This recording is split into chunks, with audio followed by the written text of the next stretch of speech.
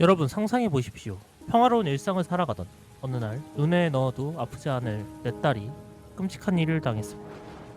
그런데 그 가해자가 다름 아닌 경찰 조직의 고위 간부의 아들이라면 어떻겠습니까?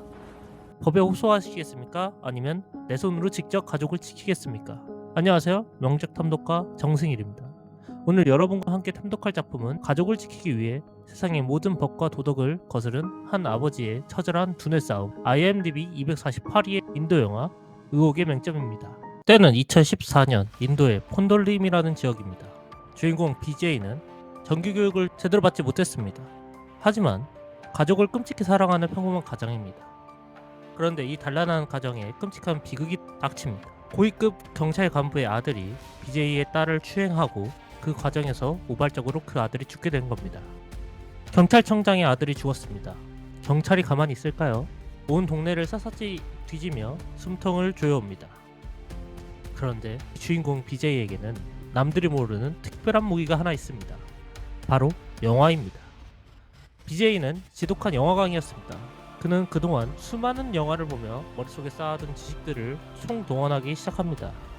완벽한 알리바이를 조작하는 방법, 핸드폰 유심칩 추적을 피하는 원리, 심지어 평소 동네 사람들에게 쌓아둔 좋은 평판까지 자신이 가진 모든 것을 무기로 삼아 거대한 공권력에 맞서 가족의 범죄를 덮기 위해 숨막히는 두뇌 싸움을 벌입니다.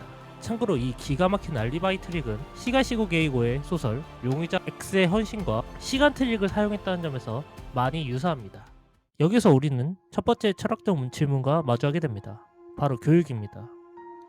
우리는 보통 비싼 학비를 내고 학교에서 배우는 것만 진짜 지식이라고 생각합니다. 하지만 BJ를 보십시오. 그가 가족의 목숨을 구한 건 학교에서 배운 교과서 지식이 아니었습니다. 영화라는 매체를 통해 스스로 체득한 살아있는 지식이었죠. 이는 교육열이 그 어느 곳보다 뜨거운 우리 사회에서 묵직한 질문을 던집니다. 과연 진정한 삶이란 무엇인가? 학교 교육을 많이 받은 사람인가? 계속 배우는 사람인가? 책을 많이 읽는 사람인가? 자격증이 많은 사람인가? 혹은 자기가 새로운 걸 찾아내기 위해서 끊임없이 노력하는 사람인가? 우리는 한번 다시 짚어볼 만한 질문입니다. 두 번째 화두는 경찰 권력과 폭력입니다. 경찰의 본분은 시민을 보호하는 것입니다. 하지만 영화 속 경찰은 어떻습니까? 거대한 권력을 쥐고 자기들 입맛대로 사건의 결론을 정해버립니다. 그 누구의 견제도 받지 않죠. 여기서 아주 무서운 질문이 파생됩니다. 고문을 통해 얻어낸 자백은 과연 진실일까요? 영화 변호인에서 보았듯이 압도적인 폭력 앞에서 인간은 보통 두 가지 중 하나가 됩니다. 폭력에 의해 굴복해 권력이 원하는 대로 앵무새처럼 말하는 노예가 되거나 아니면 끝까지 저항하여 죽어 시체가 되거나입니다. 영화는 강압적인 수사와 고문을 겨누낸 후에야 비로소 언론을 통해 반격할 수 있는 힘없는 약자의 현실을 아주 날카롭게 꼬집습니다. 이제 영상의 하이라이트, 가장 깊은 철학적 논제로 들어갑니다. 영화 속 내용은 한 가정이 가족의 범죄를 덮기 위해 일어나는 일들을 나열한 이야기라면 고대 철학에서도 비슷한 이야기가 있습니다. 바로 에우티프론의 딜레마입니다.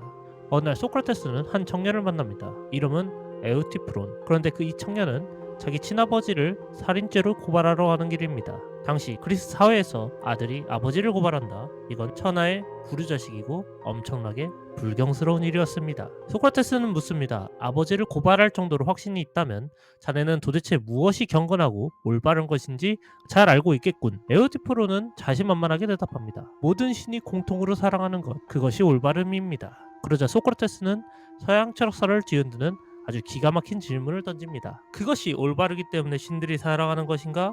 아니면 신들이 사랑하기 때문에 그것이 올바르게 되는 것인가? 쉽게 말하면 이겁니다. 올바름이라는 절대적인 기준이 원래부터 존재하는 것인가? 아니면 힘 있는 사람이 이게 옳은 거야 라고 정하면 그것이 옳은 것인가? 즉 정의가 곧 힘인가? 힘이 곧 정의인가? 만약 후자라면 도덕이나 정의라는 건 결국 권력자의 변덕에 의해 언제든지 바뀔 수 있다는 무서운 결론에 도달합니다.